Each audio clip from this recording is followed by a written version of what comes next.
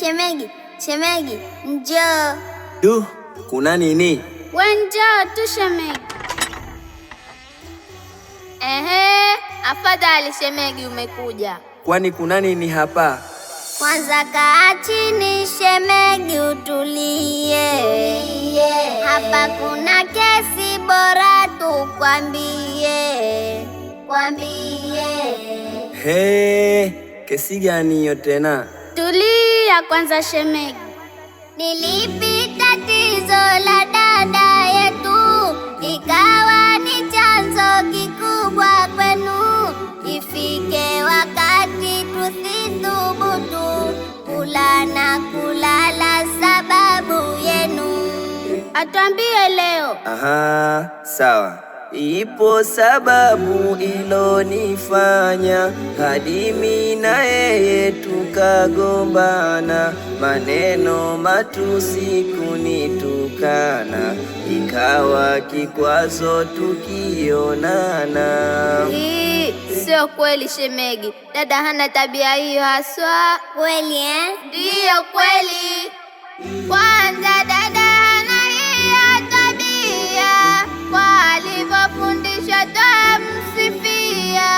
Malezi mazuri yakapatiwa, ya kukupenda na yakafamilia. Na pia shemegi unakosea kwa maudhi dada unayomfanyia.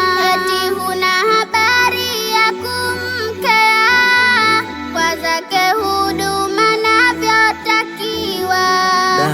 Hatari kubwa sana. Na utambue umemuoa kwa halali, ilo lijue. Sasa iweje umwachalie na kusonona, sababu ni wewe.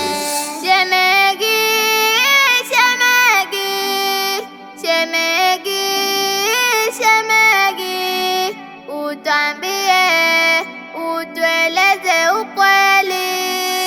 Shemegi, shemegi, shemegi, shemegi, utambie, utueleze ukweli. Sawa, tulieni. Mujue na mengi nataka sema, yaliyo moyoni yanosonona, tena si utani yauma sana, nikiyasikia napata homa. Kweli au? Ndiyo kweli. Basi ngoja nikamwite dada kwanza.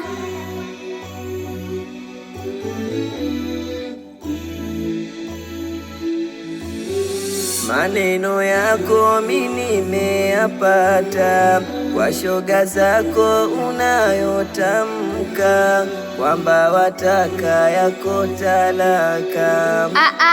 Talaka tena? Na kubwa kuliko la kushangaza, subira hauna ya kuridhika kwa hata kidogo unachopata, na kushukuru kesho sije kikosa. Mtihani huu. Dada tulia kwa mume wako, huyu ndiye ulomchagua. Sishawishiwe na shoga zako, ridhika na hali ya mume wako. Maisha dada ni ngumu safari, kila mmoja atayapitia. Ajitahidi kwa hali na mali, vilivyo halali kukupatia.